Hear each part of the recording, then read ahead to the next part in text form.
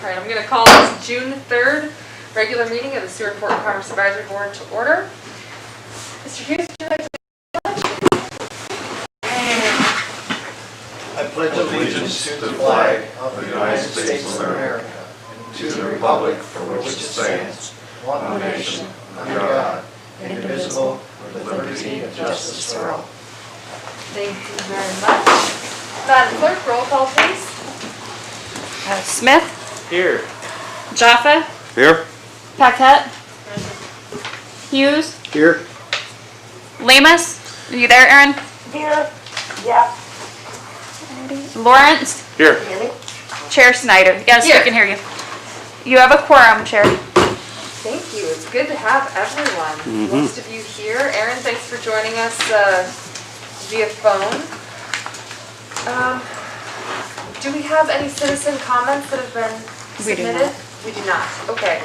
So moving on to approval of the agenda and consent agenda. Can I get a motion? I'll move, Madam Chair. Okay, Hughes motions to approve agenda and consent agenda, seconded by Paquette. Any discussion on the agenda?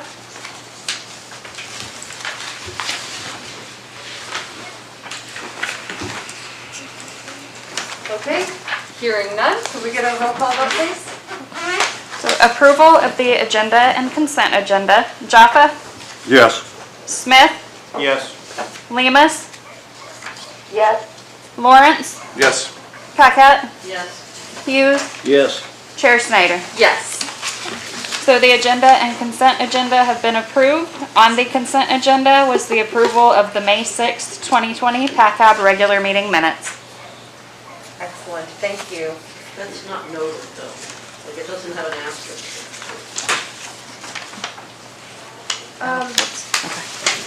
Under item 8, it does. 8A1. Mine doesn't. Oh, interesting. Well, I do have a different copy of the agenda than everyone else, but I think we're... That's the only thing on the consent, right? That is Yes. the only thing on the consent Because I didn't think agenda. there was anything on the consent with the contract. Gotcha. Special orders, presentations, and reports. The Alaska Railroad report, there's a written report in there by Mayor Terry. She sends her regrets that she was not able to be at this meeting, but she did include, there's a laydown updating. In your packet is a cruise ship schedule, but after publication of the packet, we learned that there will be no cruise ship traffic to Seward this summer.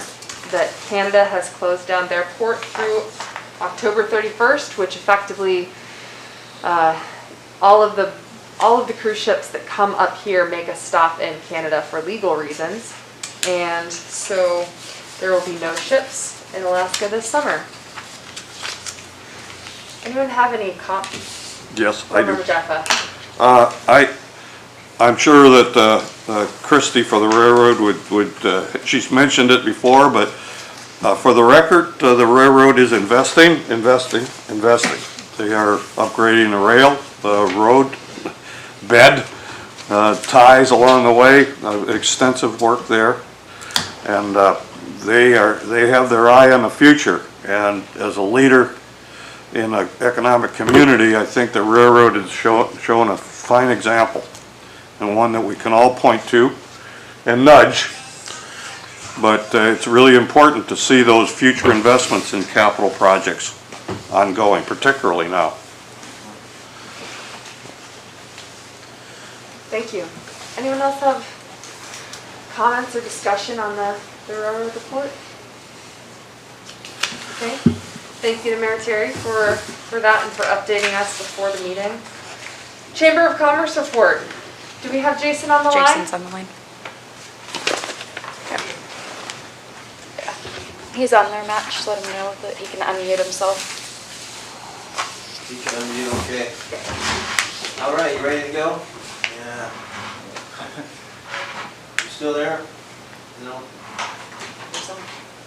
Oh, wait a minute, he's down here.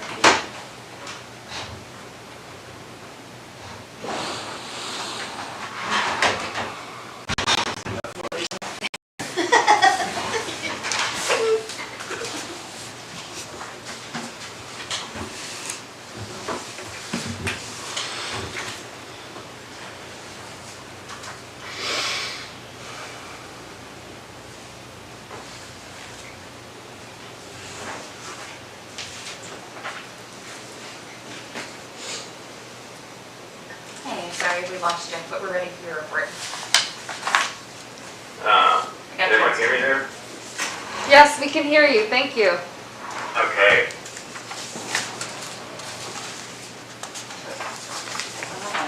No. That's my job. Technical difficulties.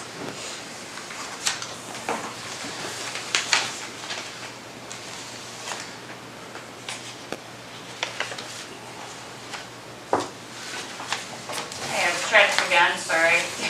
All right. Okay. All right. Hello, everybody. Good week. I just wanted to add a few of you guys saw kind of my report. I did want to discuss a few other things on top of that. One is the state CARES money opened up about a week late. And that's, if you go to speak1.org, creditunion1.org, that is the page that you can go and people can get the state CARES money. So the state did make some changes at the last minute, but I'm hoping that that will be a little bit more successful for businesses getting money for COVID relief. And we have the visitor center open on the weekends, getting about 20 people a day, just in general. The visitor center is always open, but just open to the public, because there's just not a lot of traffic during the week. But we are getting a lot of calls. A lot of people planning on coming up later in the summer, which is good. Hopefully there won't be any restrictions. We'll kind of continue to lift, so that will be hard to kind of know what's going to happen there. And just one note on the last page report, you can see that we are getting a lot more traffic on our web and social media. There's just a lot more views of things and a lot more time on page, so people are actually like reading and paying attention and getting information. So that's always helpful to kind of be able to read what's going on digitally. And as far as some event news, Elle and I are still in the process of putting together a smaller version of the Halbert Derby, June 15th through 30th. Like it'll be just way smaller, and but we still want to be able to do something with that. Probably one of the biggest things is just working on, or two of the next biggest things are working on the 4th of July planning. So we realize that we are going to have a lot of people that are going to be here in town no matter what happens. And so I just wanted to make sure that we're planning and helping around that problem and utilizing that piece. And so we were notified last week that we had to, that the city manager would like the city council to approve any events or plans that anyone's making. So we kind of had to scramble. We did put together a plan that was submitted yesterday. But basically what it is we are going to still block off the streets downtown, have some vendors spread out, and just give businesses the opportunity to kind of come out and be on their sidewalks. And then it would just give the street kind of normal parking areas. We would kind of have a little bit of a traffic pattern, but it would give the opportunity for people to really spread out instead of being so packed on the sidewalks. And we plan on having less than like half of like the vendors down there. With the call last week that the state did for small gatherings and events, just a music stage, which we're really kind of talking about, is just not a possibility to be able to do. And so we kind of put that up to the side. We're still planning on doing fireworks. I guess Dale Bussler had talked to try to get some permits for doing the bonfire, and that was denied. They aren't going to do that this year, so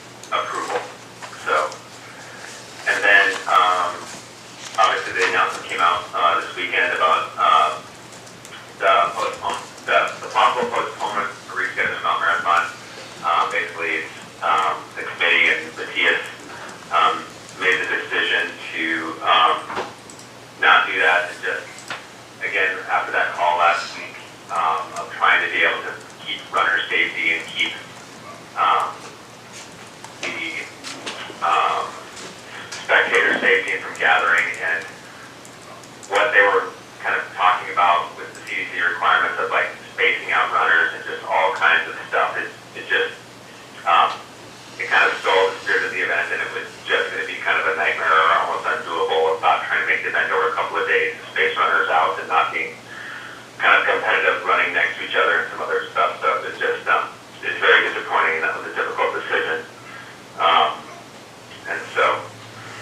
And then we are moving forward with the Silver Sand Derby, but and even that, even though there's not a lot of like congregation around that one, with the exception of like the way station, we still have to develop a plan that's going to be approved by City Council. So we are beginning now to work on our plan for that. So we are getting everything in place, and I think that is everything that I have that might be new in addition to, but I may have forgotten something. So if you have any questions, feel free to ask. Board, does anyone have a question for Mr. Bickley?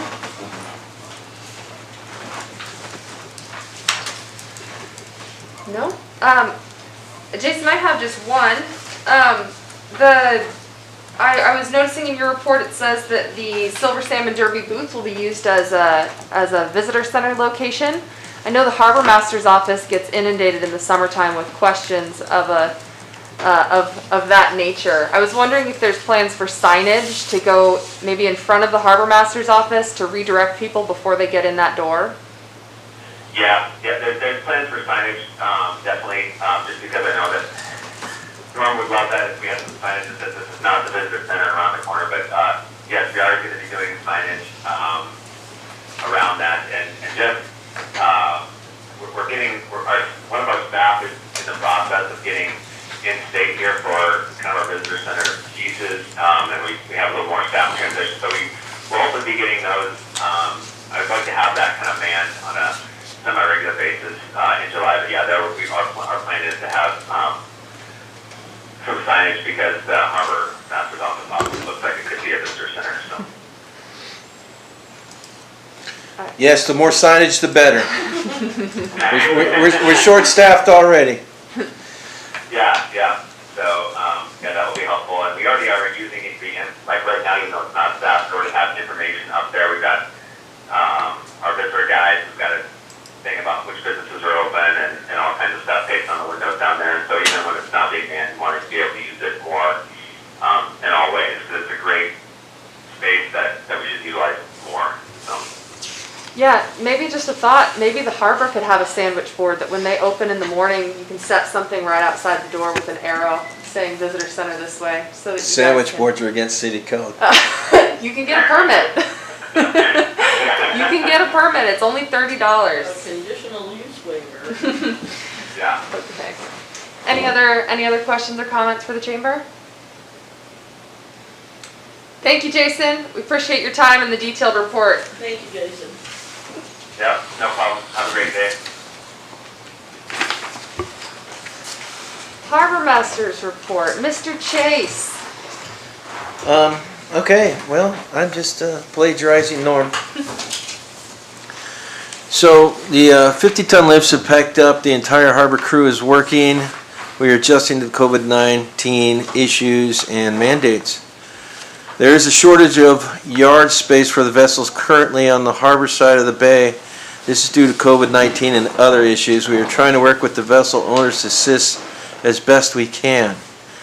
The 330-ton lifts have also picked up and have placed many vessels into the water. Some vessels are showing up for maintenance, taking advantage of, like we are going to have some larger touring vessels that aren't working this summer from out Prince William Sound. They're going to come up and do maintenance on their boats in our yard, so that's a plus as far as us, even though it's unfortunate the reason why. The water is on throughout the harbor. The social distancing in the city's fish cleaning stations. A public notice has been posted. Every other hose has been removed. So basically we usually have 24 stations on each fish cleaning rack. Now it's down to 12. But there's not that much of a population yet, so there's not been any controversy. We're still working on Alaska Department of Fish and Game to replace the northeast boat launch ramp. Both funding is currently available through the same grant. Looks like the governor approved the funding at this point. So that's good. We'll have another launch ramp that's pretty much the same of the new launch ramp, except it has that floating fish cleaning station on it. The harbor is currently short one staff. We have summer staff working there to log the floats. We're doing maintenance throughout the harbor when we have been notified.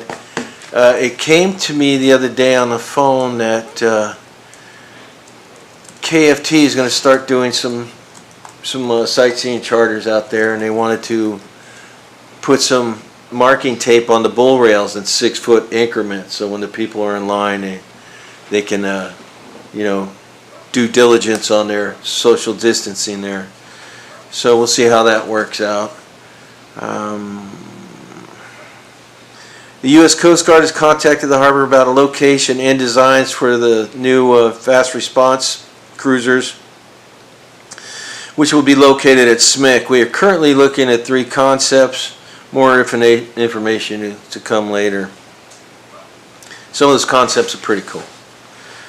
The harbor is upgraded to new software and is still running parallel. As all you guys know, if you're transitioning from one software to the next, there's always these weird bugs that show up. So we're going through some minor issues. We'll be bringing a resolution to council the tariff to change at the next meeting. Okay, the harbor master is working on a 2022 municipal facility grant to replace G, K, and L floats. The resolution is currently on your agenda, but I just got the resolutions. They've been passed, and so we got the resolutions for the G, K, and L float, and I believe the launch ramp too. But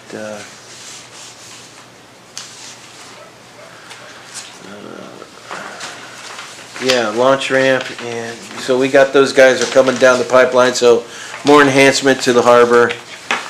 Let's see. And the harbor has ordered some new dumpsters, so we're gonna have new lower, elevation dumpsters, user friendly. They're gonna be, the old dumpsters is ones like in between our buildings and Ray's and everything like that, those slanted ones. Those were cool, those worked a lot, but the bottoms basically have fallen out of them, so we had to get new dumpsters. So we got, I don't know how many, 2 or 4 new dumpsters to put around the harbor, so it's looking good there. Those are Norm's notes. I don't know if you guys have been across the bay recently, but Speck Harbor is plugged. The other day I counted 15 large vessels there. That's from limit seiners up to 160-foot tenders. They've got a 150-foot capture processor over there called the Northern Leader, which wants to come back next year because this is their dead time of the year, and usually this time of year over there things are kind of empty because everybody's out in the water.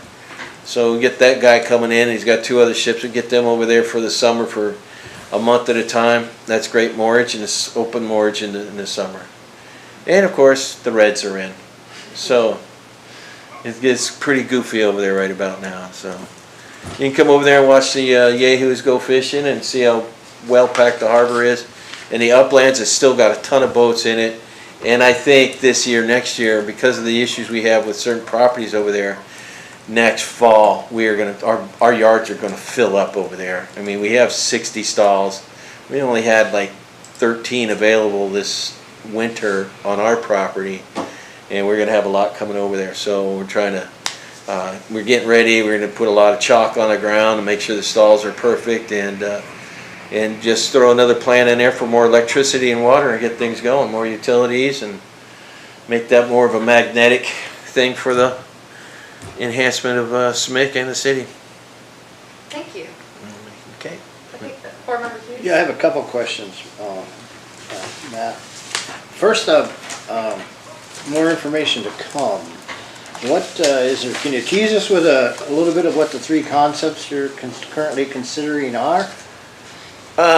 Well, part of the concepts are they want to put a maintenance shop over there, along with the cruise quarters, and they want to have, and these are just concepts, you know, they want to have a drive-down dock that goes east to west, so they can go down there and do maintenance on their thing, and that's going to be closer to the south end of that new float. What they want to do is take this south end of the new float, kind of put a fence there, and extend that float to the middle of that cell up there, next to the ramp, so they'll have all that, that'll actually make up for the space that they want, so we still have that mortgage space. And they'll have a drive-down dock over there, and the possibility of them having 2 FRCs is becoming more and more a possibility. We have 1, but if we have 2, it'll make that dock over there much more mortgage, and there's going to be a lot of activity. We got the cranes working over there now.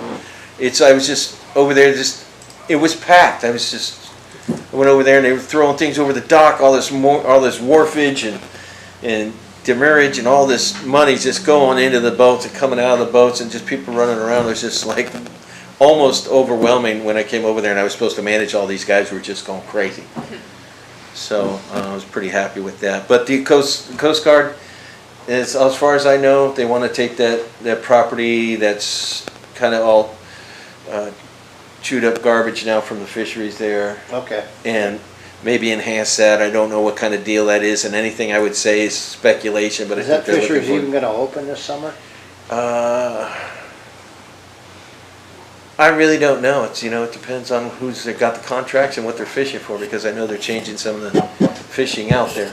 So, And I did have one other question that we've discussed so much here, so it was, I'll wait and see if anybody else has anything, and I'll remember it again.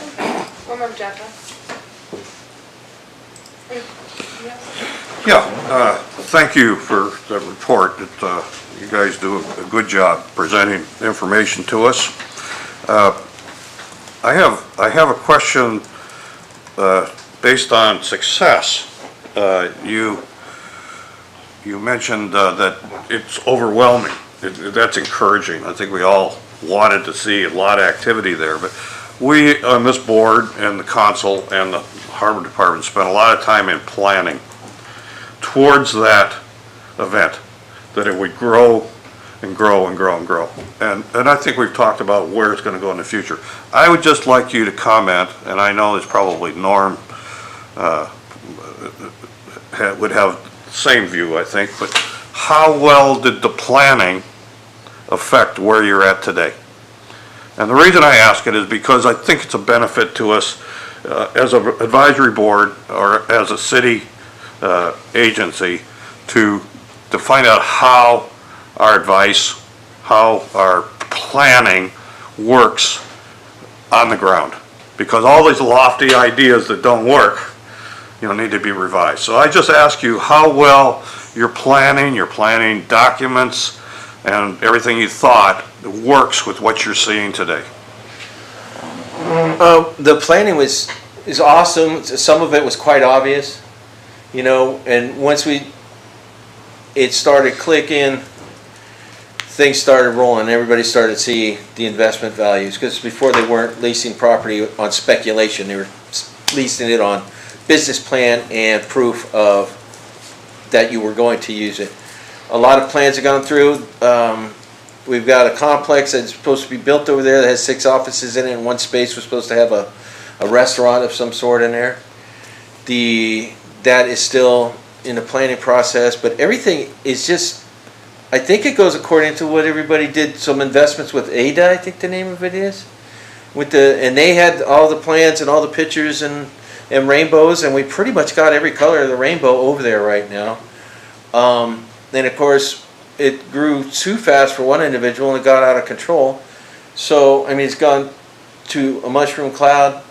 Now it's going to get back to where we're going to get a little bit more orderly, and I couldn't really be happier, just to sit here and watch it come from just a junkyard where the thing that really inspired me was, I said, oh, this is where boats come to die. Mm-hmm. And when I saw when somebody said that to me, I said, okay, those days are over. If I might, were you alluding to a business failure when you said somebody got out of whack? And Yeah, well, Yeah. that's gonna happen in Sure, every of course. port has No, their ups I'm and downs. not looking for negatives, Matt. I mean, Yeah. what you said is a very positive thing, and I think that it helps, I think, with our mission, knowing that it's important, it actually helps you. Well, we just put a positive spin on it. We learned Yep. something, and we're actually gonna enhance it and make it more accommodating and, you know, ideal for the options that we have to operate. Over to Bruce. So, yeah, and Bruce helped jog my memory. So, over there, are we reaching a saturation level for the existing city property yard? And the question is, should maybe, because situations going on over there, some of the leases might need to stay with the city for future expansion? Or do we make more money leasing the property that's available for lease? That's kind of an opinion It is, that's what I'm answer, asking for. and I always get in trouble for my opinion. My opinion is wished there was, I mean, the lease is just, I'm over there on the foot, and everybody's seeing what's going on down there, and they go, I need to lease property, I need to lease property. What's it take to lease property that's like 100 foot by 200 foot? I say, it's the lots. You know, you gotta take it, you just can't sit there and put your trailer on it and call it good. We got a lot of people asking questions like that. We've got the other leases. Jag is interested, like they've just put in a new a lease on property that is now making their more valuable, and they are actually really growing over there. They're putting in a washdown pad over there. Actually, it's 3 different stations that they could use at any time. Plus, you know, a oil water separator, sludge collector, that it will be zero tolerance, zero impact on any environment. Everything gets put away. And they used our little washdown pad as an example of how it's done, and then they know what they need to do. They're doing good, and they want to lease more property. We have other businesses over there that want to lease more property and have it directly related to all assets of the maritime industry and growth and support over there. We got places that are interested in putting more maritime supply stores and some possible housing, and the list goes on, and I really don't have privy to it, but I know Norm's over there just going, yeah, it's grants and leases, and just all I see is empty pens because he's running out of ink. Thank you, Matt. Does anyone else have? Well, a while back I talked to Norm about the crane. So you said they're back up and running? The crane's running, baby. Yeah, people are standing in line to use it now. So specifically, I was interested in how the training, there was a training component to that, right? To get people up to speed. I'm the guy who trains them. How's that working out? Yeah, well, it's working out pretty good because what they do is they have a training program online. It's called Hard Hat Training, and they have one particular training thing. It's called pedestal training, pedestal crane training, which is what that crane is. And they go and they pay it. Used to be $50, but now it's $70 to go online, take this course. They come into our office with the certification printed out that they have taken this course, and then the office personnel will go through the next protocol of signing them up and what they need to do and what their businesses are and permits and whatever it takes on the paperwork end of it. Then once they get done with that, they make an appointment with me, and I take them over there to a relatively simple 15 to 20 minute class, and basically shows the components, the capabilities of this crane. It's a slow crane. It's a 10-ton crane when it's upright, 8 tons when it's out. It extends a lot, they say it extends, 20, 22 feet or so, but the first 6 feet is cement cell. So you're only probably getting maybe on 14 foot onto the middle of a substantial boat to offload stuff. So the training it's pretty about as easy as you can get. As long as we get the pedestal thing in there, and we go over there, test them for depth perception, and they can read the directions on the handles, we're fine. All right, thank you so much. You bet. Any other questions? Comments? It has been great to see Speck be so busy and the new crane, it's just been working. It's great, got the bugs worked out. Well, you got the bugs worked out, and I've got a phone list where people ask me, they haven't got the training, and I said, well, we got people who actually hire out, and I got a list of people that I call and said, are you available, can you be available? And majority of the time they say, yes, we'll be right over. Well, we're not ready yet. Well, So it's called hard hat training? hard hat training. Jeff? Training online has really taken off in the industry. We're using it a lot, the construction industry. It has benefits. I just recently took a recertification myself, so I agree that those are very valuable. I think it needs to be remembered that that crane was an automatic, that this board and the council spent a lot of time debating that crane. Lots of planning. A lot of planning, and it took a long time. But the projection was that it would have an advantage, and I love hearing that the proof is in the pudding. We've talked a little bit about what Carl, the board member Hughes, had said about where we go. And I think now is the time to start thinking seriously about that, because it's not just city land. There's other land around there that we need to consider how it's going to function in there, because I can say that a successful project that grows beyond its bounds winds up with a chokehold on itself, and it will hurt and impact the good stuff that's there already if there's no opportunity. So I think this board could consider that even more in the future, and what to do with success, how to build on success. Excellent. Anyone else? Anything for the Harbor Master? Thank you, Deputy Harbor Master Chase. Much appreciated. You bet. Thank you. So, no other reports, announcements, or presentation. Item 7, unfinished business. A1, set goals for the second half of the year 2020. This was postponed from our May 6, 2020 meeting. So, we have the goals calendar on page 12 of the packet, and then we have a calendar showing our meeting dates, and also a copy of our final resolution with our priorities and our short-term goals for the year. So, using our goals as our guide, first of all, I should ask the question and get people's input on this being our last meeting until September 2nd. What are thoughts and feelings from the board on that topic? I'll go. Yeah. I have never been busier. I would not object at all to a hiatus, particularly in this climate. I don't know that there's a whole lot of activity that's going to demand our attention. If something comes up, we can call for a special meeting. So I would support the break, and as far as the dates, I would leave that to common sense of some sort.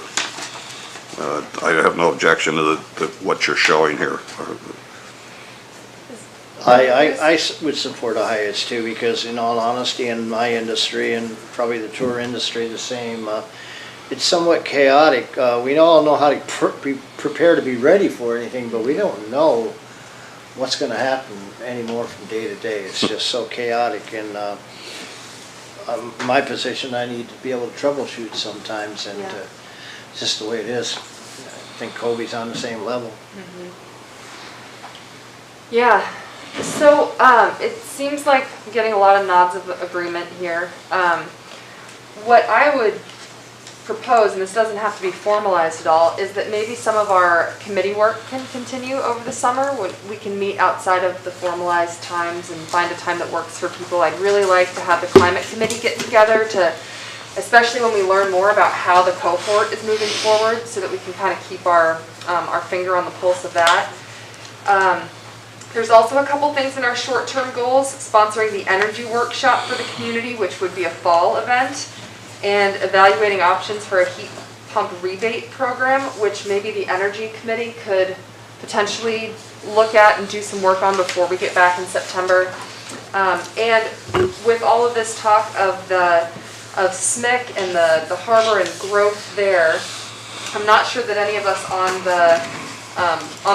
the Harbor Development Committee would have time to meet, but I definitely think that there's some good thinking that needs to go into what our next steps are over there. So I would look forward to a chance to meet with that committee as well to kind of talk about next steps. But that brings us to our September 2nd meeting being the next time we all get together, or at least the next scheduled time. What do we want to do at that time? Former Kat. Did we have the April 15th work session? We did not. No, you are correct. So that still is something that needs to happen. Yes. I mean, the discussion item if we want to continue with it. Yeah, absolutely. And our May 6th, wait, did we have our May 6th meeting? We didn't have any since May 17th until May 6th. We did have the May 6th, but then we skipped the work session. Right, and we didn't have all of those, we didn't have our evaluation of the Blue Pipeline Initiative because okay. One thing too is at our April 1st meeting, we were supposed to provide our recommendation to council on the vessel property tax. We discussed that at the last meeting and I think we came up with some good next steps. So maybe in September we want to pick that back up in the form of some kind of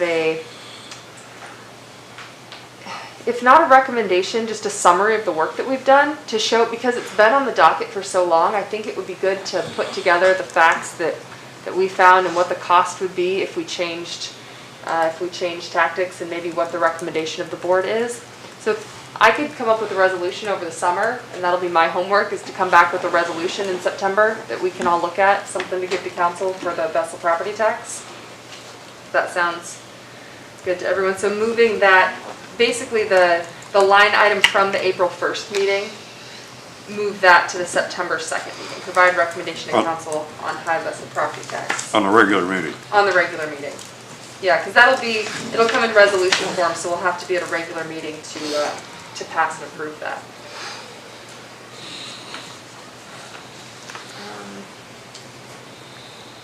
What else? I'm sure. Yes. I think there are two issues in my mind that we need to keep attention on, and one is the energy policy, and I hate to just call it utility review because I think some of the departments do not have the same criticality as the electric department. So the energy and the electrical department, I think, need to stay in our view. We have not been successful in coordinating with the electrical department after repeated requests, and maybe that's an early September topic that needs to come back. Right. And big changes in the electric department. Pardon me? There's been big changes in the electric department. The chair, or the head of the department's last day is the 12th of June. What's that mean? John Fouts turned in his notice. He did. Oh. So maybe, I mean, it's good timing because maybe by then the new person will be in place and, you know, we can pick it back up again and go somewhere with it this time. Well, there'll be an assistant or an interim regardless. Yeah. 30 days, 60-day, 90-day notice? No, just like she said, the 12th. He's trying 12th to of June? Yeah. 2 weeks. Okay, He's getting things done and he's moving up to Palmer. I got you. Not Whittier, huh? Good joke. There is an item in our short-term goals to evaluate city utility infrastructure for future growth, and I know that city utility infrastructure, that's both water and sewer and electric department, but maybe at the September meeting, we probably want to split those out. Do we want to do it at a meeting or at a work session though? How do you guys feel about it? we've had a work session where Phil Kaluza had been in a number of times. That's one of the issues. I think we should have a regular meeting with, we already had a resolution supporting it. And I don't know if it's has merit to just take that resolution and renew it or discuss it in a work session. I'm not sure, but that's the issue I've got. Pardon me? For the heat pump project specifically? Or- Yes, Okay. no, for the for the solar panel For the interconnect. policy. interconnect, correct. Okay. Comment on that. Thank you. So the energy policy, my position on that is that, yes, we are moving forward, but what is currently on the books is in my view, wholly inadequate to meet people's needs. So I would like to approach it as reevaluating that during a work session. And I would like to, get something together that we can then send to council for consideration, especially if we have new management that can review and maybe they can join in and work with us on it. But what's written currently doesn't meet our goals. It's a adaptation from something from many years ago that got us closer, right? So and I think there's still a lot of work to do there. So I think 2 meetings dedicated to that would be appropriate. Okay. Thank you. What do you think about the Energy Committee meeting to having a work session of your own to talk about that policy, match something up and bring it to that? Do you think that's something that's in that time frame? I think we could public notice that and down and then others and Absolutely. And, make a bigger of that would be reasonable, yes. Okay, I love that idea. Let's add, just to, this is specifically the policy. Yes. Okay. All right, so on the September 2nd meeting, we're going to discuss revising the solar Review the interconnect. recommendation from the Review Energy the, Committee on the interconnect policy? yeah, yep, so review Energy Committee's recommendations.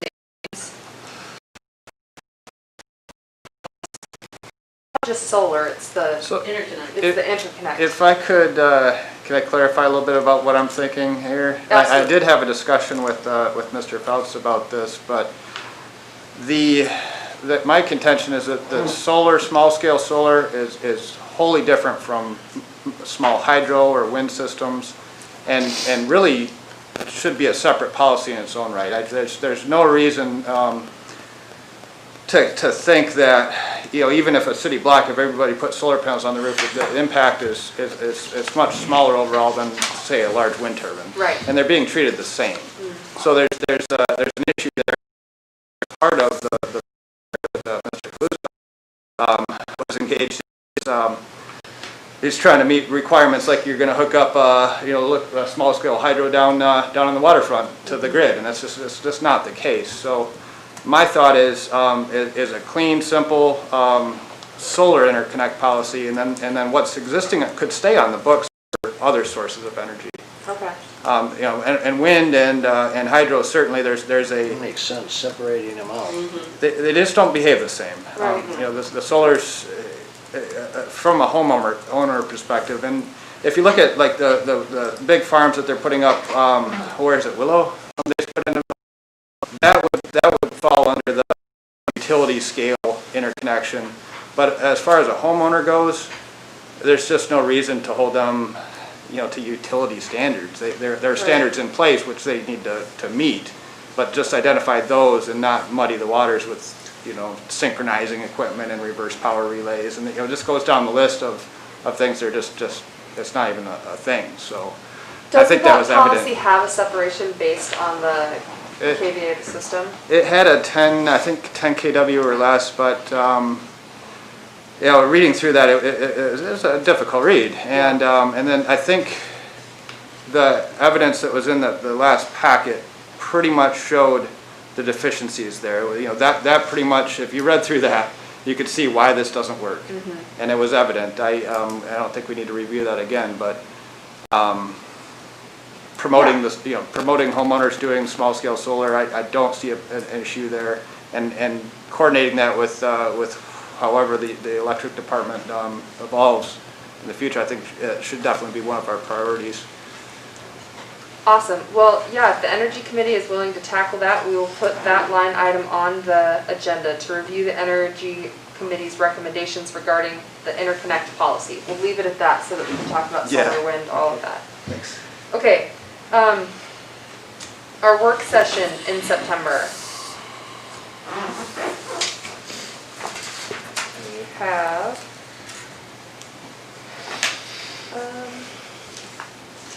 so there are 2 joint work sessions that we were hoping to hold, one with Planning and Zoning about the Speck overlay, and one with the Historic Preservation Commission about the Downtown Historic Overlay District. I don't know where either of those boards is at with that. I'd like to request, maybe the clerk could reach out to those boards and see if we can schedule something in the fall on each of those issues. For the time being though, not knowing that, I think we should go ahead and just schedule something off of our priorities list. So for the September 16th work session, You want to go back and pick up the evaluate blue pipeline? I was thinking that we need to evaluate the Blue Pipeline Initiative. It did not operate this year, but I know that Jason Bickling with the Chamber has done some work in the background there, doing some evaluation of that and talking to the director. And that might be a good chance to invite the executive director to come down and meet with us. Because I do believe that it's during, I think that's the last year of funding that the city was supposed to provide. That will be, next year's funding will be year 3, so it'll be time to figure out if we want to continue with the Blue Pipeline. So yeah, let's put on September 16th, evaluate the Blue Pipeline Initiative.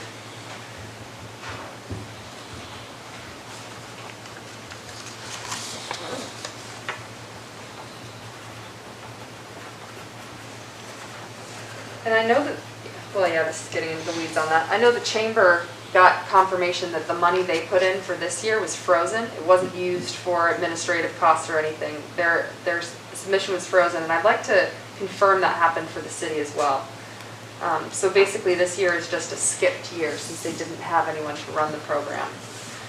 And that investment will just go towards next year's program. Hopefully they'll have someone to run it.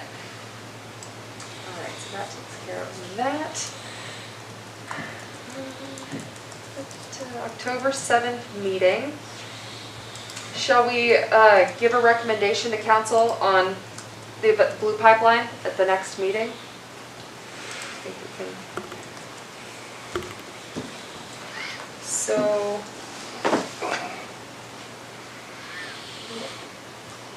recommendation to council.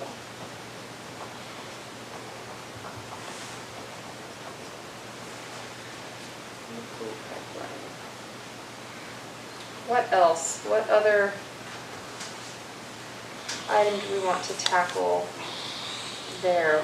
We still have the options for the heat pump rebate program, which we've had a resolution supporting the heat pump rebate program coming into effect. I feel like with a new electric department utility manager, it will be interesting to have those conversations with a new person and see what the climate is going to be like for things like that. Do you guys think that we should still move forward with a specific recommendation on that project? We've talked about it a lot. I think we have, Phil has really helped us to kind of come up with a few different ways that it could be done. Madam Chair, if we don't get bogged down in the technical application of the heat pump project, and we do recommend it on its merit, I mean, it's proven science. It's not, it's, the energy, cost of recovery from energy, it's proven science. How it affects public policy, I think we can discuss that. I guess I thought we had somewhat endorsed that idea, but maybe not in a resolution form. If we have not done it in a resolution form, then I definitely support the idea. I've got 7 heat pumps. So, I've got a lot of history with them, and I'm about to do another one. So, why the city doesn't pick up on it is, I don't understand. I do think we did pass a resolution, please remind me if I'm wrong. I think we passed a resolution supporting the idea of a heat pump rebate program. If not, we made a motion to that regard that was sent to council. Our support for it was sent to council. I guess when we were doing our priorities, I think we just had the discussion that maybe the work wasn't going to be done by anyone else, so maybe we should do the work to put together an actual more formalized proposal of this is the dollar amount we're actually saying this would be, this is the return we expect to get from it, this is what we're proposing that council enact. Well, I'm all for it, but I think Phil has done that already. I think he made a presentation to both us and the council. You could critique his data, and that would be, I think we'd have to do that in a work session, and then come forward with a resolution. I would be in favor of that. So maybe, man, we run out of work sessions so soon this second half of the year. Madam Chair, Yes. I'm sorry if I'm wrong, but I actually thought there was work being done on the heat pump and then it got frozen for some reason. I think we're talking about different things, Carl. There's a heat pump that's coming out of the bay. Okay. That's gonna take buildings, that's one thing, but this, I think, is a rebate program for air-to-air heat pumps. I got you, okay. That you'd put in your home, mini splits and things like that. And the concept is that it would increase the electrical demand in the town of Seward, but reduce hydrocarbons, number one, and it would also give the utility company a more stable electrical base, which is important, along with the electrical intertie, which is something we haven't even talked about with the new statewide intertie projects and utility changes. It's going to affect Seward. So do we need to address the initiative again, or maybe strongly recommend to the council again that they recommend it would be good if they got on board with this? And I guess that was kind of my thinking in saying we're going to have a new utility manager. If we do have a resolution that exists and we have those old presentations and can put that in front of the new utility manager and maybe see what the response is, maybe we'll have a bit more of a proactive, some ideas on how to make it work between the utility and finance. So I guess where does that leave us? Do we want to discuss it? Do we want to put a placeholder in our October 7th meeting to discuss the heat pump rebate program, just to make sure that we don't let it fall off our radar? We can kind of get an update on where things are at, and then if necessary, we can take it up and do more of the work later on. How does that sound? Okay. All right, so for our October 7th meeting, as a second line item, we'll have discuss the heat pump rebate, the proposed heat pump rebate program.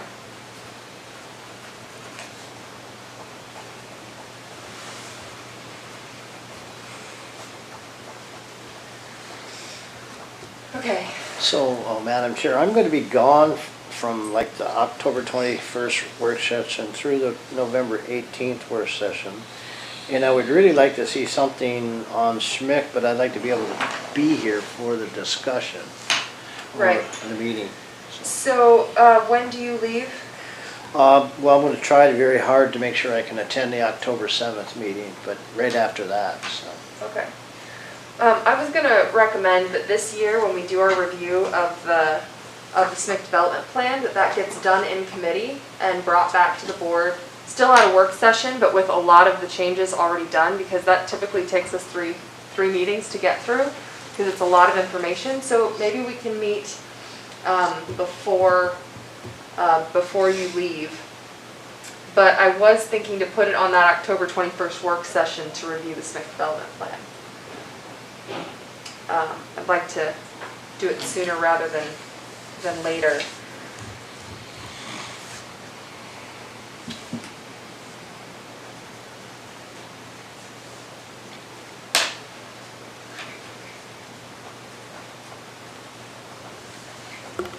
And next year we get to review the Harvard development plan. That's going to be an exciting undertaking. It should be just fine. No, it's going to be good. It's we've had a lot of good progress since that document was written. Okay, so October 21st, reviewing the Speck development plan. November 4th meeting. What do we need to do on November 4th? Chair Snyder, Yes. I know the Historic Preservation Commission has been working really hard on the Historic Overlay District. Okay. And I'm pretty sure that they'd be open to meet with y'all whenever to do a joint work session on that. And they do have a meeting every month of this year, so Okay. I can bring it up to them. Okay, excellent. What days are their work sessions if we were to? They do their work session at 6 o'clock, right before their 7:30 meeting on the second Thursday of every month. Okay. So maybe we can arrange that to be in accordance with their work session schedules. I know our schedule's a little harder for other people to attend the lunchtime meeting. Okay.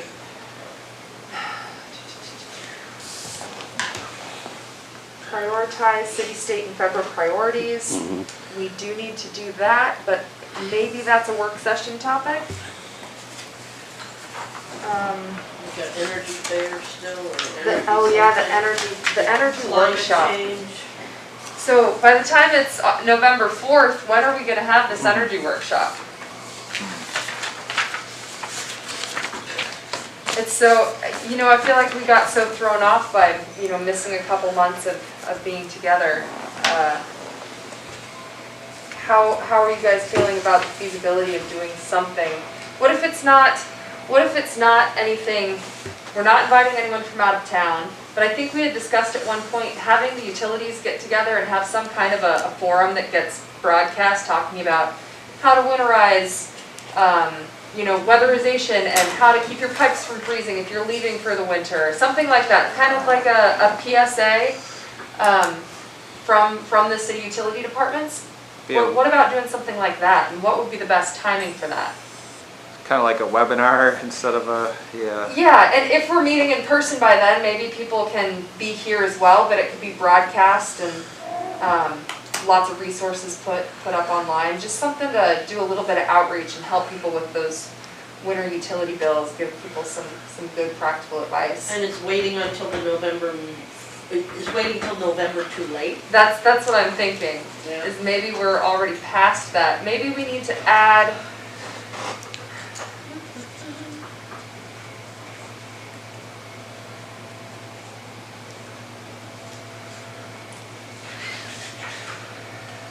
I'm thinking maybe we need to add that as an agenda item to one of our earlier meetings and plan to have the event held sometime in early October. So put it on the 16th work session? Yeah, do you guys think we can, in one work session, evaluate the blue pipeline and, it should be minimal planning for as far as, really it is more about coordinating with the utility managers and making sure it's something they're on board with. I think it's possible. Okay. Okay, so on the September 16th work session to discuss, let's just use the same language we have here, even if it's not really a workshop. Discuss sponsoring an energy workshop for the community and see what form that takes. The only thing I would say is you have to remember if there's any action that's going to be taken on it, then you want to do it in a meeting and not a work session. So I don't know if it's anything actionable. You're right, because we might need to commit funds. Put it on the September 2nd meeting. Okay. Yeah, that September 2nd meeting's probably gonna be a nice long doozy after the hiatus. But again, maybe we can come, best prepared. I feel like I'm putting a lot on the energy committee, so maybe the climate committee can help with this and do some of the work on the back end so that we come prepared and we're not discussing things for the first time, but more presenting about it. So yeah, Madam Clerk, if we could put that on the September 2nd meeting, I think that's a really good idea. And then if we need to add an agenda item to the work session to continue work on it, we can. Okay, November 4th meeting.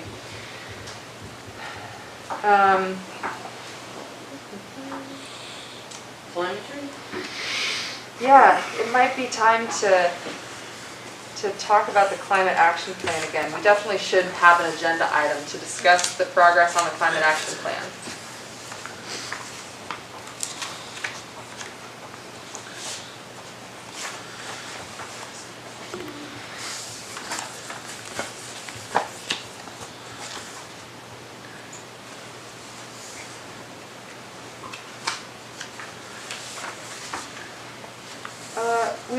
So evaluating the city utility infrastructure for future growth. Maybe, okay, so looking at everything else that we have, maybe we put that, no, I'm skipping down. I'm thinking that in November, we have to have those priorities, whatever we want on them, passed and approved, I think, before the end of the year so that we can get them into the council packet. Do you know when they go to council? Is it in December? It's either end of December or beginning of January. Beginning of January. Okay. When we get confirmation on that, we might want to flip the October 21st to November 18th work sessions. If it has to be, if we have to pass and approve that to go to council before December, then we need to talk about it at our October work session so that we can then approve it in November. So hopefully it's January. Let's just say for now, November 18th work session is to prioritize city, state, and federal priorities for Port and Commerce initiatives. That line item straight out of our goals. And then at our December 2nd meeting, we'll have a resolution. We'll have two resolutions. One would be our review of the Speck development plan, which we send in yearly for council approval. And again, I just don't remember when we prioritize when we go over those priorities, we actually don't do anything actionable except give recommendations to the harbor master to take back to city council, correct? So we don't have to have a resolution actually, but at the December meeting we will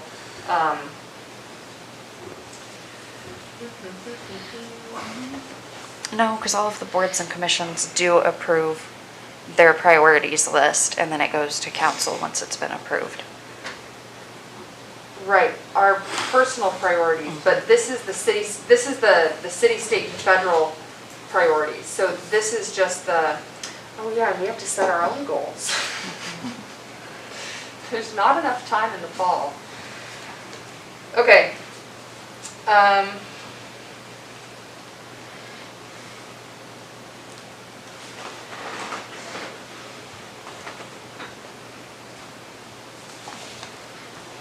All right, so at the November 18th work session, we're prioritizing city, state, and federal priorities. At the December 2nd meeting, we're going to start talking about setting PACAB's priorities for 2021.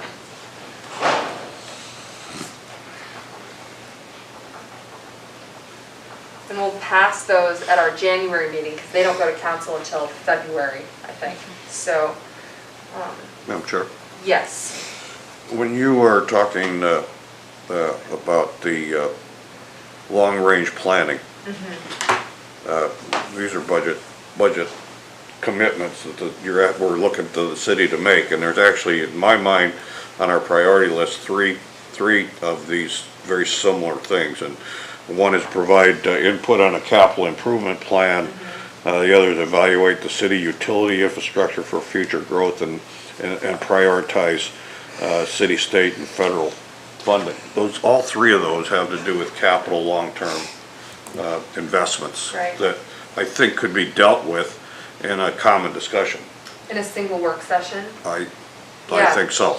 Okay, so the November 18th work session then is to prioritize the city, state, and federal priorities, provide input on the capital improvement plan, and evaluate the city utility infrastructure for future growth? I think they're all similar. I think they're similar enough to put in the same discussion. I think we should advertise it as such, and we'll probably have to bleed that discussion over into future meetings. Oh, I think so. Yeah, but I agree. I agree that we could tackle those three in one meeting. So November 18th work session, prioritize city, state, and federal priorities, provide input on the capital improvement plan, and evaluate city utility infrastructure for future growth. The December 2nd meeting, we have our PACAB priorities for 2021, which we need to discuss, setting our new goals.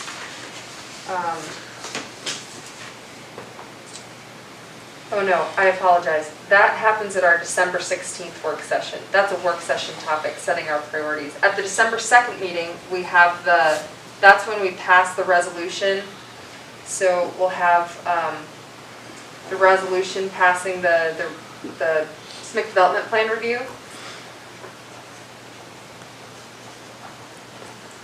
And then formalizing any recommendations that come out of the November 18th work session, so we need some sort of a placeholder for that. Maybe just discuss recommendations on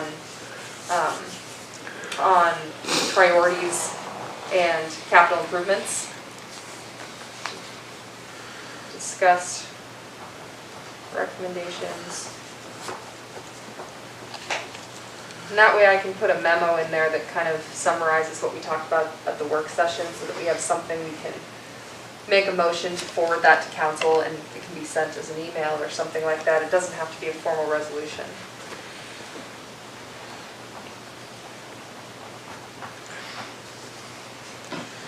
And then at our December 16th work session, we'll dedicate that to our priorities for 2021. We'll revise this list, see what we got through, what we have to look forward to in the following year. And then, we're not there yet, but we'll approve this new set of priorities in January of 2021, which is almost here. Crazy how fast this year has gone. No, not quite. It was just yesterday. It was January. All right, that was a lot to get through. What did I miss? What would you guys like to add in here? Is there anything that we need to rearrange? I think it's ambitious. I think we have an ambitious schedule for the fall. I'm really happy to see that I think that we at least have everything on our calendar that we had on our goals for the year. And I think that with some effort at the committee level, that we can make these things happen. If we can do a little bit of work behind the scenes to come with some good recommendations to the board at our meetings and work sessions, I think we can do this. Awesome. Anything that anyone wants to add? And Madam Clerk, do we need to have any kind of a motion to accept or adopt these? No. No, okay, all right. Anything to add? Erin, you still with us?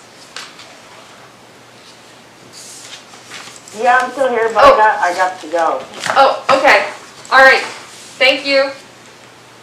Yeah, we'll see you later. Okay, Or talk to you later. Bye-bye. all right, so moving on to new business. Item A2, discuss the sewer lagoon on Lowell Point. There is a memo in the packet on page 21. Board Member Paquette brought this before the board, so Board Member Paquette, I'd like to turn it over to you. Okay, well, it kind of ties into the bigger discussion that we want to have about expanding services and utilities across the board. We can't even have an intelligent discussion about that regarding the lagoon until we get some feedback from some kind of an engineer or consulting firm. So, I mean, this little laydown pretty much sums it up. We haven't had any consulting done since the lagoon was drained and since they put all that new equipment in. It doesn't appear that everything is working correctly. The whole thing froze this winter, which a normal lagoon of that style should not ever freeze. So that tells you something, right? It tells us something. It's generating odors. This says daily. It was daily. I've not been going by it daily lately, so I don't know. But I know that it's generating odors that it shouldn't generate, right? When it's working right, these passive lagoons do not smell. And that's what we know about passive lagoons. So I've brought this to council repeatedly over the years. Ever since they did the dredging, it was like, okay, well now let's get some feet. And I'm not getting anywhere. And it's been, I think we're 5 years now since the dredge. And in the last consulting booklet that M.L. Foster had done, they did 3 of them, which over those 3 years, I want to say the city spent roughly $150,000 on those 3 studies. Nobody can find a single copy of those studies. But in them, what M.L. Foster said was that the normal maintenance dredging schedule should be 5 to 8 years. Well, we're at year 5, so we don't ever want to have what happened in the past happen again.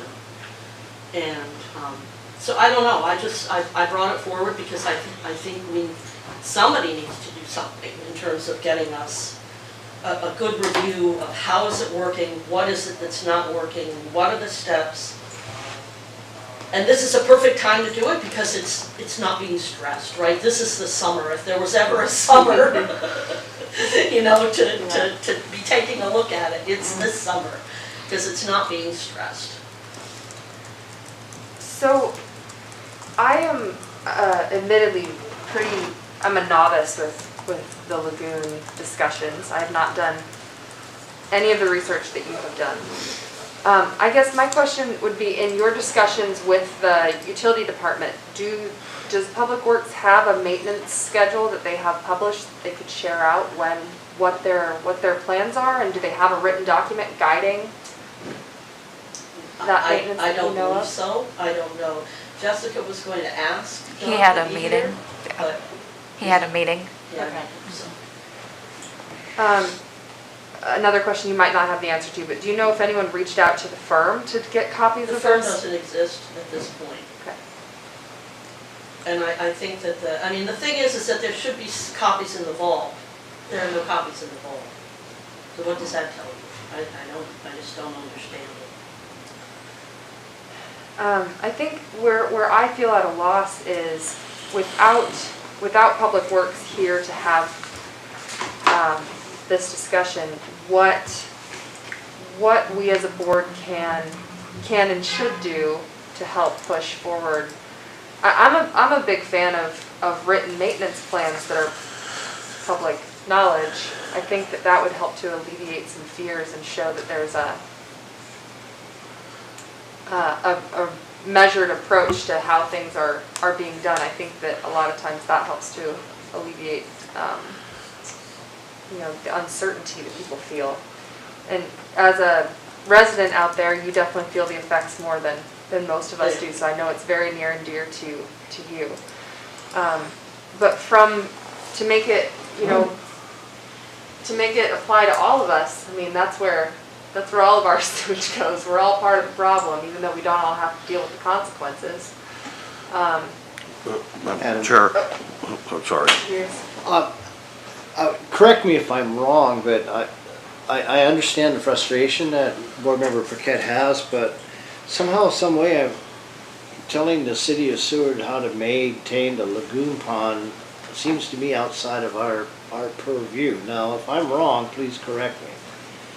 No, I hear what you're saying, and that's not what I was suggesting, but more to ask that information be made public so that people's concerns could be alleviated. Not to tell, we're not engineers, we're not telling anyone how to do the maintenance, but more just asking the questions. Because if there are problems, if it's not operating as it should, that's gonna cost the citizens of this town more money to fix down the road. So it's in everyone's best interest to make sure that it is operational, that it's fully operational. Madam Chair. That's Board Member Jeff. We are a Commerce Advisory Board. I think we're not an Operations Maintenance Board, for sure. I agree with that. However, it's been discussed, and it's probably true, that the lagoon capacity, even when it's operating, is marginal at the size that the city of Seward currently, not even historically, has been. With more and more activity, and let's consider 2020 as an anomaly. I mean, our activities fell off, but with the growth of the city, our houses being built, there are people coming to town. You're going to add the Coast Guard. You're going to add a number of cruise ships, I hope, from big, small, whatever. That facility is undersized, and it is again a choke point. You heard me say choke point a couple times, and there's a long discussion about that, but that's what I look at. I look at where are the problems. They're log jams or they're choke points. You attack those problems. And the lagoon is fast becoming that. Now, I know that the people out at Lowell Point, even long before Linda got out there, Lowell Point suffered from that lagoon. I remember, I think it was Brown Construction, no pun intended, worked on that lagoon years and years ago. And then there was a big retrofit, and it was always marginal. I think somewhere in the discussions I have said we should probably need to look at something out north. And if we ever annex the area along Nash Road, you're going to have something out north. But in the meantime, we have a facility that needs attention. I don't think there's any question that it needs attention. So, excuse me. That's fine. I just ran into Doug this morning at the staff meeting. He apologizes that he couldn't be here because he has an important teleconference that he had to do today at lunch. He gave me some notes that he answered all your questions. It's in black print. He has a red print here. He gave me one sheet, and I'm not his spokesman. I don't know how to answer this stuff. I'm kind of like, okay, I'm here for the harbor. Here is something. It'd probably be good if somebody made copies of this to hand to these guys, because he pretty much has addressed all your issues, and at least you will have answers to some of your questions. And Are we going to like them? no. No, you're gonna like him. I mean, he's answered everything to all the questions that you printed up, I think. And I really don't. I'm not a scientist. I have a septic system. So I do have this question. Linda, you're more involved in this than anybody else. Does city own sufficient amount of land there at that area to build another pond? No, they do not. Okay. No. So there's two issues. There's the undercapacity issue, but then there's also the it's not working right now issue. So there's two issues, I mean, we need to look in the future for sure, and I've been talking to the city about that for years, but the other issue that's more compelling at this point is it's from what everything that I know and that people who are trained in that system know, it's not working right. So This will answer those questions. Madam Chair, I sympathize with the Board Member Paquette with this, but I would have to agree with Board Member Hughes that the operation and current maintenance, I think we have to be very careful on how we approach that as a board. Long-range planning, capacity for the community, I think that's definitely something in the discussion, and they can be merged, I suspect, but I think as far as trying to diagnose, you know, if the pumps are working right or not, I don't think we as a board could do it. Individually, I think we certainly have a opportunity to weigh in on it, and I would like to see Board Member Paquette's information and see if there's anything that we can fill in that would help. Aha. I probably should have given this out earlier, but as you guys were carrying on. I'm saltwater. The only reason I think that it in some way falls into the category of commerce is that when people visit, It wasn't, the answers were in red, but they didn't come out. Yeah, that's okay. I think, since this is a laydown, it will be provided to, it will go on to our, onto the website into legislative history. I'm not sure that we need to read this word for word, but, okay, so I'll just kind of take it point by point. It says that the lagoon is meeting all permit requirements. So there must be a set of requirements that they use the measurements that they're taking, and then it's meeting those requirements for their permit. They do daily tests and monthly lab tests and reports to DEC.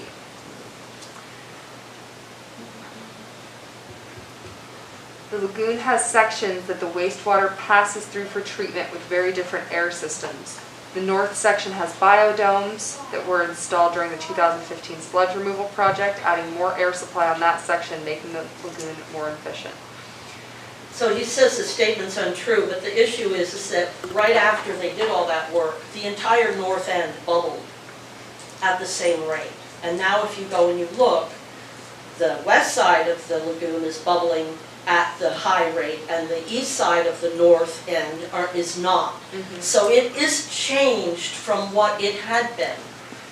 You know, it is Right. not doing what it was doing after the dredge was done and this stuff was all put in. Right. And again, the current department head wasn't here when all that work happened, and wasn't here, so he arrived after, you know, somewhere after that process. Right. And my point is that we need an engineer. We need somebody, this is what the community needs, to not get this back and forth, he said, she said argument, right? Is to get an independent in here that can assess why is half of the north only doing this and the other half with the same equipment is doing something different. So one of the things that he says in response here is that the current consultant is a stamped engineer, very familiar with our lagoon and sewage system, and it's like many other small municipal systems. It is designed for a population of 5,000 people. We're currently not quite half of that. Yes, in the summer we get many visitors. As population increases, we'll keep assessing our infrastructure needs. And above that says that they check for odors daily and add deodorant chemicals to keep smells to a minimum. Working down to where it talks about the sludge removal, it says, since the 2015 sludge removal, we are required to do yearly sludge depth tests. We currently only have about 1 inch of sludge in the lagoon and 3 inches at some edges. This shows that the anaerobic systems are working very well. We are certainly aware of the recommended schedule for dredging and will continue to monitor sludge depths to determine the appropriate schedule. Madam Chair? Yes. I would agree that Utility Manager Sloss has done a good job of answering questions, whether they're accurate or not. I mean, I guess that's up to somebody's opinion, but I don't think this is an area that we're going to gain a whole lot of traction discussing. Yeah. I think that the Board Member Paquette, as a resident out there, can critique this and bring it to the council. But I don't think that this is something that our board can deal with. We don't have the expertise to make calls Even based if we on- did, what, Yeah. So I have a question on that, maybe you could answer so it mentioned a consultant, how often are they consulting? I really couldn't tell you. He just told me he couldn't make it and, Okay. That'd be consulting, interesting thing to know is these things, I do have some limited experience. I was on construction of 2 of these systems and operated a much smaller one for about 4 years. And I know how sensitive they are to changes. And it also seems like they need fairly routine evaluation and modifications to procedures to keep everything operating correctly. And those are some questions I would like to ask. And I do agree that that's outside of, that's a technical issue, but it is a bottleneck for commerce. I think that's also true. I think any discussion we have about this, though, we're going to need the public works director. And I completely understand that he was not available for this meeting. I get that. But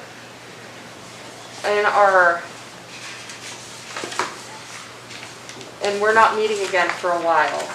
We do have it on the schedule on that work session to discuss the utility infrastructure for future growth. So I think that knowing it that far in advance, I'd like to make sure we have both the utility managers at that work session if they're able, or at least a representative from the department so that we can answer some of those questions and talk about, again, it's a quality of life issue.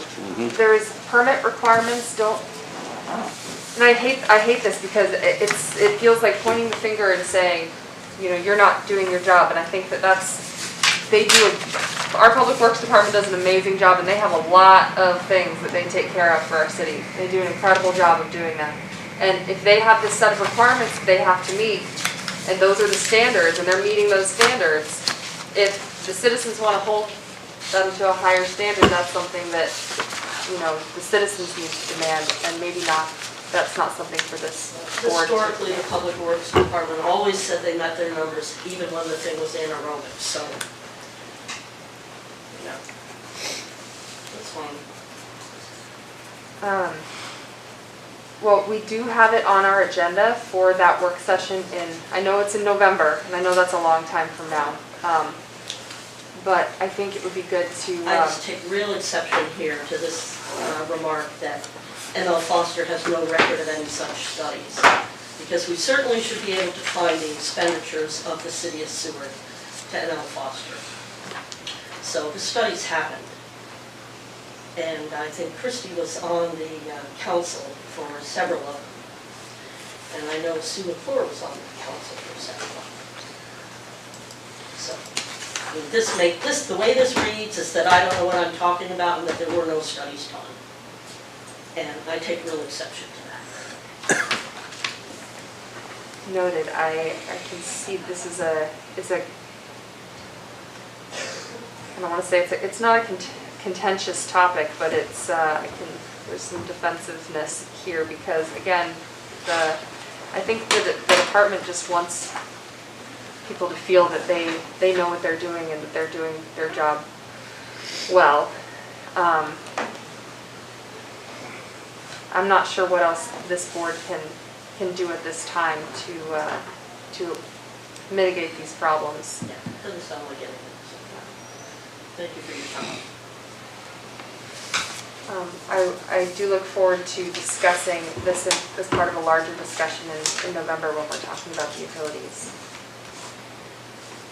Okay, moving on to item number 9, informational items and reports. There are none. Citizen comments, have there been any submitted?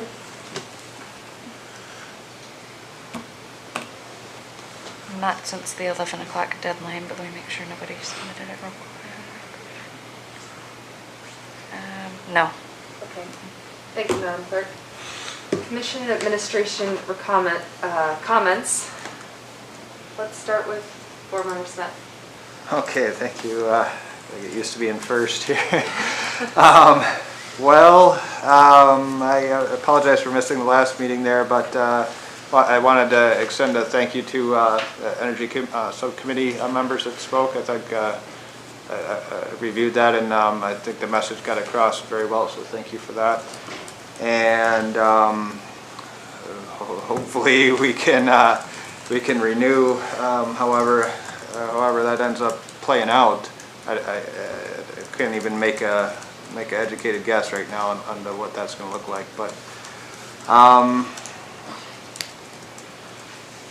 otherwise, the discussion on planning, I think is very, very relevant right now, and I think everybody's trying to plan for the unknown, and I think that's one thing that we didn't really address in here is that budgets for sure are not going to be anything like what they are now, right? So in future planning, we're kind of planning the same, business as normal, and I think that's one thing you can plan that's not going to be the case, and that's something that I don't know if it's too late, but in September, maybe reassess where we are as a community and as a board, and right up front, because it's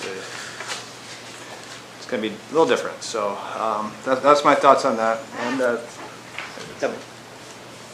thank you. And that's what I got. Thank you. Board Member. Actually, I sort of agree with Ben. That might be a real good time because we'll have weathered the storm of the summer to see where we're at and what we might see for a future. So. At this point, we're in board comments though, so if someone wants to add that to the agenda, when the clerk puts out calls to add items to the agenda, that's certainly something we can add at that time. I think that's a great idea. Basically, everybody have a great summer, as best we can do. Hey, good luck. Harbor Master Jace? You guys, have a good one. Make the best of it. Stay safe. And it looks like we're going on the flat side of that bell curve finally. So. Board Member Lawrence? It's just nice to be in a room as a meeting. I really look forward to actually being able to see everyone's face the next time. But I think, as always, I think this board does a lot of good things, and the hiatus maybe gives us some time to think about other things that we can look forward for the city of Seward and the community. So I look forward to that, and also getting the SMIC group together whenever we need. Like Board Member Hughes said, the summer for me is turning chaotic because we don't know what's happening day to day, and that's frustrating. But I hope people come. Thank you. Board Member Paquette? Thank you to everybody for being here, and I hope you make it through the summer okay. We look forward to the fall. Thank you. Board Member Jaffa? Thank you. I'm just wondering why Board Member Paquette has such a big microphone. I just noticed that. I had two things, and we'll probably discuss them down the road in capital projects and others, but quality of life, good government, clearly we're in a very interesting time, to be put a slant on it. I found, along with a lot of people, re-looking at my priorities, my personal priorities. I found my particular life is not all that much different now than it was. I built a life the way my wife and I did, what I thought we wanted, and it's endured this difficulty well. There's a couple things I think, and we talked a little bit about budget. In one way, I'm glad that the budget's going to be a little strained because there's a lot of talk about replacing this building. I'm not a fan of that. Repairing it, doing things necessary. One of the reasons that the building was going to be replaced was for security. If we're afraid of our citizens to the point where we have to have a fortress for a building, something's wrong. Yes. And I think it's never been clearer than this past week that the government needs to listen to the people that own the country. And it's not the guys on the hill necessarily. The second is, I said before, and I'm going to keep on this, is the maintenance to things is often ignored. Board Member Paquette talked about the one facility, but the Port and Recreation Building is a good, strong building that needs a simple coat of paint. I think that should be elevated in priorities, and I'm going to stay with that. Thank you. It's nice to have everyone in the room together again, or almost everyone, and doing a Speck phone. I'd just like to acknowledge that I know there's a lot of people in this town personally hurting. There's a lot of businesses that are hurting, and I think we're only starting to see the effects. It's really going to be this winter that we feel the real pain of what's happening right now. I know with my tourism business, I'm not, there's no way I'm not going to lose money this season, and I'm just hoping to quell kind of stop the bleeding at this point. And I know there's many out there that have it even worse than I do. I'd like to encourage people to pursue the CARES funding that's available. I think people have a bit of application fatigue right now. There's been PPP and EIDL and all these federal programs. This CARES money is for Alaskan businesses. The restrictions are a little less. The money can be used for more, and you can get more of it because all of your expenses qualify. It's not just based on payroll. So I highly encourage any business who needs help right now to reach out to the chamber to get more information on this CARES Act, on these CARES Act grants. There might be another round of PPP funding coming. There was some guidance that came out where you could redo your numbers based on seasonal employees, which helped some people get more funding to pay their payroll. The resources are out there and the help exists. Please use the chamber as a resource. And I look forward to seeing everyone back here in the fall and to meeting together and doing some committee work over the summer. Seward's a strong community. I know we're going to get through this, but we're going to get through it with each other's help. So please support your local businesses, support locally owned businesses as much as you can. Get out and enjoy some of those special deals they're running for locals. I know I'll give a shout out to Sunny Cove Kayaking, has some really great kayaking deals for locals going on right now. I know some of the charter companies do too. I don't know the specifics of those, but yeah, when you get out and recreate, maybe think about recreating more locally. Support each other. We'll get through this together. See you in the fall. Adjourned. Thank you. Adjourned at 1:40. All right, that, the